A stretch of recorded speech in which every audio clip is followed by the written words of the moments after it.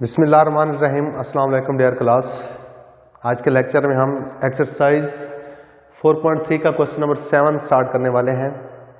इस क्वेश्चन में हमें 3 कंसेक्टिव पॉइंट्स दिए गए हैं एक रोम्बस के, और उसका 4th वर्टेक्स हमने मालूम करना है।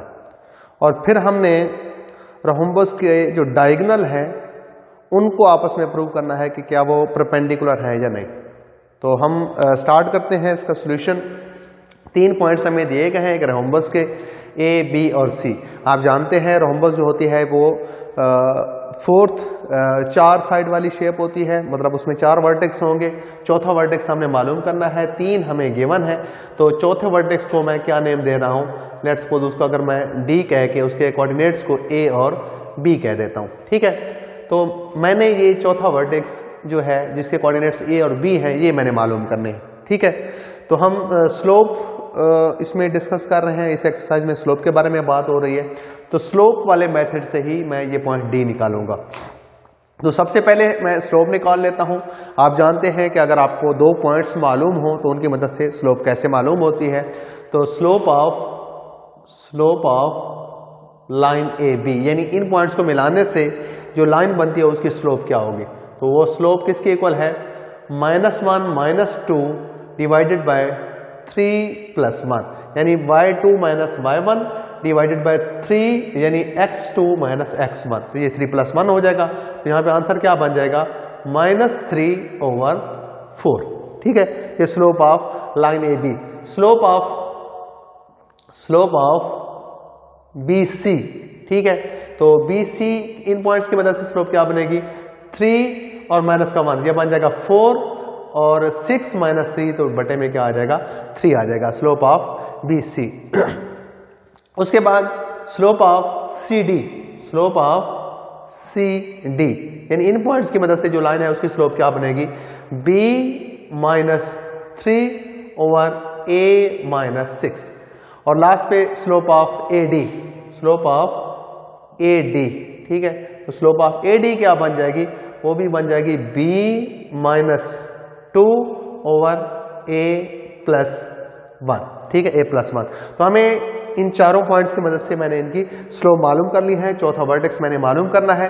तो हमें मालूम है कि ये जो पॉइंट्स दिए गए हैं ये एक रोम्बस के पॉइंट्स दिए गए हैं, 4 वर्टेक्स हैं। तो कोई भी रोम्बस हो तो वो क्या होती है, पैरेललोग्राम होती है, ठीक है। Since these points are rhombus, तो ये वाली जो शेप हमेशा जो कोई भी रोम्बस हो वो पैरेललोग्राम होती है। और पैरेललोग्राम में क्या होता है कि अपोजिट साइड जो होते हैं वो हमेशा पैरेलल होती हैं। पैरेललोग्राम में अपोजिट साइड जो होती हैं वो पैरेलल होती हैं, और कोई भी पैरेलल लाइन हो उनकी स्लोप जो होती है वो आपस में इक्वल होती है। तो यहां से मैं लिख सकता हूं slope of A B is equal to slope of C D, ठीक है। ए बी की जो स्लोप है और सी डी की जो स्लोप है वो आपस में सेम होगी, क्योंकि ये जो पॉइंट्स दिए गए ये एक रोम्बस के पॉइंट्स दिए गए हैं, ठीक है। तो रोम्बस से जो शेप होती है वो पैरेललोग्राम हमेशा होती है। तो पैरेललोग्राम में अपोजिट साइड जो होती हैं वो पैरेलल होती हैं, पैरेलल लाइन होने की वजह से उनकी स्लोप हमेशा सेम होती है। तो स्लोप ऑफ ए बी जो है वो -3/4 के इक्वल है, और स्लोप ऑफ सी डी जो है वो b - 3/a - 6 है। तो इसको क्रॉस मल्टीप्लाई करें तो -3a + 18 is equal to 4b - 12 आ जाएगा। तो इसको इधर ले आए तो ये बन जाएगा 3a + 4b - 12 है, इधर आके ये माइनस का हो जाएगा तो -30 = 0। तो ये आपकी इक्वेशन नंबर बन गई 1।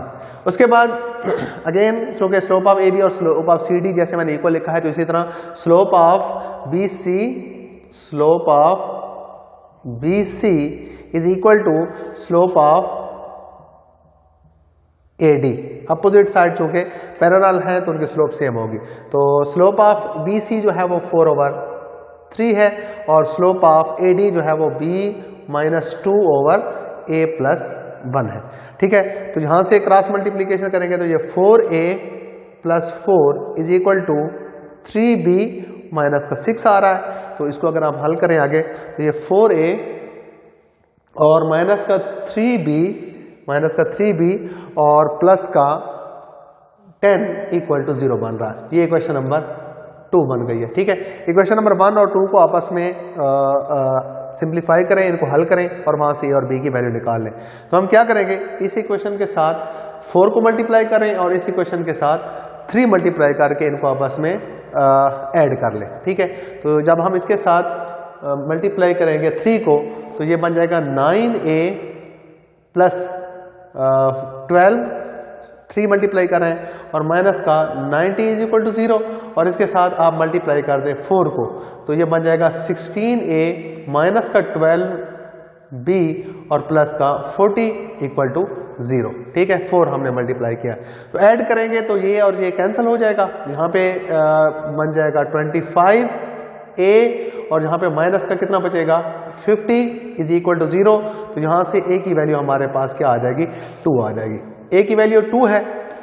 अब हम b की वैल्यू निकाल लेते हैं। इसको आप इक्वेशन नंबर 1 या 2 किसी एक में पुट कर दें। तो अगर हम इसको इक्वेशन नंबर 1 में पुट करें, इक्वेशन नंबर 1 में पुट करेंगे a की जगह 2 तो ये बन जाएगा 3 इंटू 2 6 और प्लस का 6 और तो ये बन जाएगा 4b माइनस का 24 बन जाएगा इक्वल टू 0 आ जाएगा। तो यहाँ से b की वैल्यू क्या आ जाएगी, इधर जाके ये प्लस का हो जाएगा, 4 डिवाइड करेंगे तो 6 आ जाएगा। तो a और b दोनों जो है, ये जो पॉइंट d था इसके कोऑर्डिनेट्स को a और b मैंने कहा था तो ये किसके इक्वल आ गए हैं 2 और 6। तो सबसे पहले तो हमने जो चौथा वर्टेक्स है वो मालूम करना है, ये हमने मालूम कर लिया। अब हमने बताना है कि इसके जो डायगोनल हैं वो आपस में परपेंडिकुलर हैं या नहीं। तो डायगोनल कब परपेंडिकुलर होंगे, कोई सी दो लाइन के स्लोप का प्रोडक्ट अगर -1 के इक्वल हो तो वो दो लाइन आपस में परपेंडिकुलर होती हैं। डायगोनल क्या होता है, मसलन अगर मैं आपको ये स्क्वायर में बताऊं तो ये और ये दो डायगोनल है। तो मैं इस लाइन और इस लाइन की यहाँ से स्लोप निकाल लेता हूँ। तो ये एक रोम्बस है। तो मैं क्या देखूंगा कि अगर ए सी की स्लोप और बी डी की स्लोप, ए बी सी और डी, तो ए सी की स्लोप और बी डी की स्लोप का प्रोडक्ट अगर -1 के इक्वल है तो हम कहेंगे कि ये जो रोम्बस था उसके जो डायगोनल है वो आपस में परपेंडिकुलर है। तो ए सी की जो स्लोप है, ए से सी की जो स्लोप है वो क्या आ जाएगी, ए सी स्लोप अगर मैं यहां पे निकाल लूं, स्लोप ऑफ ए सी किसके इक्वल आ गई है स्लोप, ए सी की अगर मैं यहां से स्लोप निकालूं तो -3 माइनस का 2 आंसर आ जाएगा 1 और 6 + 1 आंसर क्या आ जाएगा 7। उसके बाद स्लोप ऑफ बी डी, ठीक है। तो स्लोप ऑफ बी डी अगर देखें, अब b है ये और ये है d इसके इक्वल आ गया है। ये देखिए इसके कोऑर्डिनेट सब आपको मालूम है, 6 और माइनस का 1 है तो प्लस का 1 हो जाएगा, यहाँ पे 7 आ जाएगा और 2 माइनस का 3 तो बटे में क्या आ जाएगा माइनस का 1 यानी माइनस का 7। तो अब यहाँ पे देखें कि स्लोप ऑफ ए सी और slope of A D B D क्या है, यहां पे है 1/7 और यहां पे है -7। तो यहां पे क्या आंसर आ रहा है, इनका प्रोडक्ट जो है वो -1 के इक्वल आ रहा है। तो हम कहेंगे कि ये जो रोम्बस थी इसके डायगोनल जो है वो आपस में परपेंडिकुलर है। इसके बाद क्वेश्चन नंबर जो 8 है उसमें हमें पेयर ऑफ पॉइंट्स दिए गए हैं, ठीक है, यानी दो पॉइंट्स दिए गए हैं दो लाइंस के, और उन लाइंस का आपस में बताना है कि उनमें क्या रिलेशन है, कि वो जो पॉइंट्स दिए गए हैं उनकी मदद से बनने वाली लाइन आपस में पैरेलल हैं, परपेंडिकुलर हैं, या वो ना पैरेलल है ना परपेंडिकुलर है। तो ये हम देख लेते हैं कि तो ये आपके सामने है क्वेश्चन नंबर 8। इसमें दो पार्ट्स हैं ए और बी। दोनों पार्ट्स में हमें पॉइंट्स दिए गए हैं, पेयर ऑफ पॉइंट्स, यानी ये 2 पॉइंट्स हैं और ये 2 पॉइंट्स हैं, ठीक है। और बी में भी इसी तरह 2 पॉइंट्स, पेयर ऑफ पॉइंट्स दिए गए हैं। हमने उनकी मदद से बताना है कि उनसे बनने वाली जो लाइन है उनका आपस में क्या रिलेशन है, यानी पैरेलल हैं, परपेंडिकुलर हैं, या वो ना पैरेलल है ना परपेंडिकुलर हैं। तो हमें क्या करना होगा, हम चेक कर लेंगे कि इन पॉइंट्स की मदद से जो लाइन बनती है उसकी स्लोप और इन पॉइंट्स की मदद से बनने वाली लाइन की स्लोप, अगर दोनों स्लोप जो है वो आपस में सेम आ गए तो हम कहेंगे कि लाइंस आपस में पैरेलल है। अगर दोनों स्लोप का प्रोडक्ट -1 के इक्वल आ रहा है तो हम कहेंगे कि लाइंस परपेंडिकुलर है, और अगर ना वो इक्वल आए ना वो प्रोडक्ट -1 के इक्वल आए तो फिर हम कहेंगे कि ना वो पैरेलल है ना वो परपेंडिकुलर है। तो सबसे पहले हम देख लेते हैं स्लोप ऑफ लाइन जॉइनिंग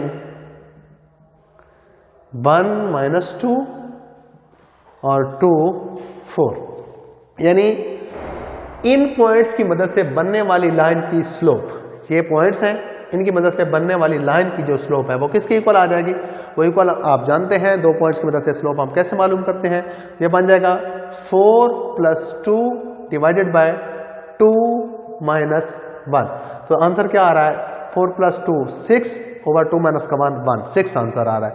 इसी तरह फिर slope of line joining 4 1 and -8 2, in points की मदद से जो लाइन बनती है उसकी स्लोप, तो ये बन जाएगा 2 - 1 ओवर -8 - 4, आंसर इज 1 ओवर -12। ठीक है, तो आप देखें यहाँ पे कि इन पॉइंट्स की मदद से बनने वाली लाइन की स्लोप और इन पॉइंट्स से बनने वाली लाइन की स्लोप आपस में ना इक्वल है ना उनका प्रोडक्ट -1 के इक्वल है, तो लिहाजा हम कह सकते हैं हेंस